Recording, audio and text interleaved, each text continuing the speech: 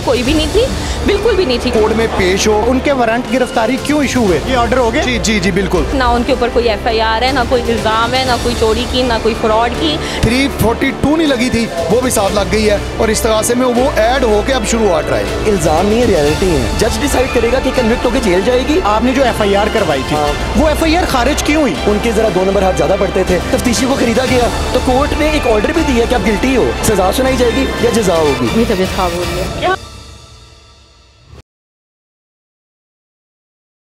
नाजरीन, चंद दिनों से सोशल मीडिया पर नाजिश जहांगीर केस बहुत ज़्यादा वायरल है। उसमें जो मुद्दई है, जो इल्ज़ाम लगा रहे हैं असवद हारून, वो मेरे साथ मौजूद हैं और इनसे बात करते हैं, जानते हैं। जनाब, मुझे ये बताएं कि सबसे पहले तो उनके जो वारंट गिरफ्तारी निकले वो क्यों निकले और आज वो वापस भी हो गए हैं, मामला क्या है? सर अस्सलाम वालेकुम। सबसे पहले तो सबको सर जी देखें, मेरी बात सुने, इल्ज़ाम नहीं है, रियलिटी है। पहले तो उसको एक्यूजेशन कहना बंद करें, उस चीज़ से मैं पर्सन ले जाता हूं। जब तक कोर्ट नहीं उसको ऑर्डर करेगी, आपके लायर मौजूद हैं, वो इल्ज़ाम ही रहेगा। जी सर जी, जब कोर्ट ने वारंट जारी किए हैं, कोर्ट ऑर्डर पढ़ें। कोर्ट ने कहा कि आप आए कोर्ट में। सर जी, कोर्ट ने कहा कि आप आएँ, तो कोर्ट ने एक ऑर्डर भी दिया कि आप गिल्टी हो, तो वो आई है ना। तो सर जी, इल्ज़ाम रियलिटी में बदल गया, नंबर 1। नंबर 2, वारंट कैंसिल नहीं हुए जब आप पुलिस इंसाफ ना दे और आप कोर्ट को कहें कि जज साहब आप मेरा इंसाफ करो। जब कोर्ट ऑर्डर और गिरफ्तारी जारी की जाती है, उसमें अदालत में पेश होकर गिरफ्तारी के वारंट फिनिश कर दिए जाते हैं, एंड देन फिर जज डिसाइड करेगा कि कन्विक्ट होकर जेल जाएगी, मतलब सजा सुनाई जाएगी या जजा होगी। यानी आप कहना चाह रहे हैं कि उसको अब बेल मिल गई है, अब वो कोर्ट में पेश हो। सर जी, बेल नॉन बेलेबल दिफात हैं, प्लीज़ मेरी बात को अंडरस्टैंड करें। जब मुचलका दिया जाता है तो जज कहता है ट्रायल और पेशियों पे आती रहो, सरेंडर हो गया, लेकिन सरेंडर कर दिया तुमने, अब तुम आती रहोगी, लेकिन फिलहाल तुम्हें जब तक केस का फाइनल फैसला नहीं होता जेल नहीं मुंतकिल कर रहे। That's it. ऐसे ही है। आप बताएं। अच्छा, मुझे ये बताएं, इनसे एक सवाल, मुझे ये बताएं कि आपने जो एफआईआर करवाई थी, उसमें हमने एक डिटेल प्रोग्राम भी किया था, वो एफआईआर खारिज क्यों हुई? सर वो खारिज इसलिए हुई क्योंकि नाज़िर जहांगीर और सिकंदर खान के बड़े लंबे हाथ पड़ते थे। हाथ अल्हम्दुलिल्लाह मेरे भी थे, हम लोग शरीफ कारोबारी फैमिली हैं, मगर उनके ज़रा 2 नंबर हाथ ज़्यादा पड़ते थे। मेरे तफ्तीशी को ख़रीदा गया, हमने एसपी ऑफिस के चक्कर लगाए, डीएसपी ऑफिस के चक्कर लगाए, एसओ ऑफिस के चक्कर लगाए, हमने जज के सामने बहस की 4-5 घंटे, लेकिन वो साजबाजी से कोर्ट से फाइल गायब करके खारिज कर दी गई। लेकिन हम लीगली और स्ट्रांग होके आए, हमें पता था दोबारा एफआईआर को खोलेंगे अपील करके सेशन कोर्ट में, तो जानी तो उसी बंदे के पास है ना जिससे पहले कोर्ट में जानी है। ठीक, नहीं जानी पुलिस में है, कोर्ट में नहीं। वो फिर लेवरेज दे देगा, पैसे उठा लेगा, बिक जाएगा। ठीक है, हमने इस्तखासा किया, इस्तखासे में सर जी खुदा की कसम इसको सज़ा होगी। इस्तखासे में 406, 506, 300 बताली है, she can not escape from there. अब इसमें अल्लाह पाक है, मैं हूँ, वकील है, नाजिश है और जज है। कल कोई आईओ नहीं है, कोई पुलिस ऑफिसर नहीं है जो कहेगा इधर से मैं इतने पकड़ता हूँ, तेरे से मैं इतने पकड़ता हूँ, चल केस फाड़ेगा। पाकिस्तान में क्या होता है सर, 302 में भी जमानतें हो जाती हैं। पाकिस्तान में कहाँ इंसाफ मिलता है? लेकिन मैं प्रूफ करूँगा, मैं लूँगा। लेकिन आप कहते हैं कि पाकिस्तान में इंसाफ ही नहीं मिलता और आप दूसरी तरफ कह रहे हैं मैं लूँगा, कैसे मुमकिन? सर कोर्ट्स में इंसाफ मिलता है, पाकिस्तान में पुलिस में इंसाफ नहीं मिलता, नंबर 1। नंबर 2, इंसाफ लेने के लिए बहुत भाग दौड़ करनी पड़ती है। Everybody does not have that capacity कि वो अपनी एड़ियाँ रगड़ दे।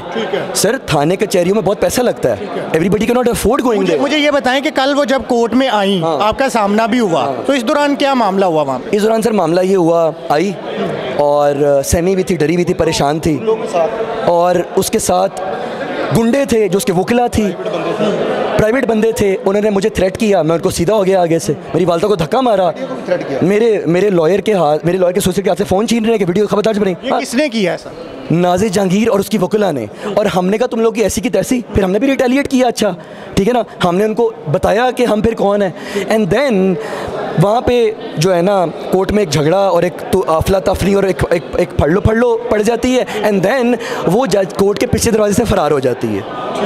अब अगली डेट जो पड़ी है उस पर आएगी, उन्हें चला सजा करवाएंगे। ठीक है, मुझे सर ये बताएं कि ये जो मामला है ये अब ऊँट किस करवट बैठेगा? असल में देखें, अब फिल वक्त जो मामलात हैं वो हमारे सामने यही हैं, वो वारंट की बाबत बात कर रहे हैं। कोर्ट यही चाह रही थी और हम भी यही चाह रहे थे कि ये कोर्ट में पेश हो ताकि फेयर ट्रायल हो।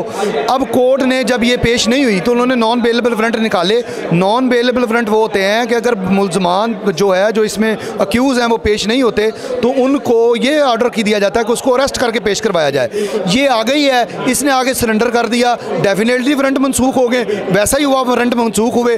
और इसके अलावा इसने एक अपना जो मुचलका था 50,000 की बाबत क्या मैं एब्सकॉन्ड नहीं करूँगी, तो उसने वो जमा करवा दिया। इतनी सी सिंपल सी बात है। अब ट्रायल कर रहे आए सामने, और जो सच है वो सामने आएगा। अच्छा, अब मुझे ये बताएं कि जो FIR आपके मुद्दई पार्टी ने करवाई थी वो मनसूख हो गई, पुलिस ने कर दी, वो दोबारा अब ओपन होके उसी पे ट्रायल शुरू हुआ है? जी डेफिनेटली वही FIR, वही इस्तगासा, वही सारी इसकी इबारत। अब असल में मामला ये था कि पुलिस ने चंद दफ़ात दुरुस्त नहीं लगाई थी, उसको कोर्ट ने बढ़ा दिया है। अच्छा। जो दफ़ात ये ऑर्डर हो गया? जी जी जी बिल्कुल। 506 भी जो धमकियों की बाबत नहीं थी वो कोर्ट ने एडमिट किया कि वो लगती है। 342 नहीं लगी थी, वो भी साथ लग गई है, और इस्तगासे में वो ऐड होके अब शुरू हुआ ट्रायल। आज अदाकारा नाजिश ने खुद प्रेस कॉन्फ्रेंस करनी थी लेकिन वो खुद नहीं आई। उनकी वकील हमारे साथ रीदा नूर साहिबा हमारे साथ मौजूद हैं।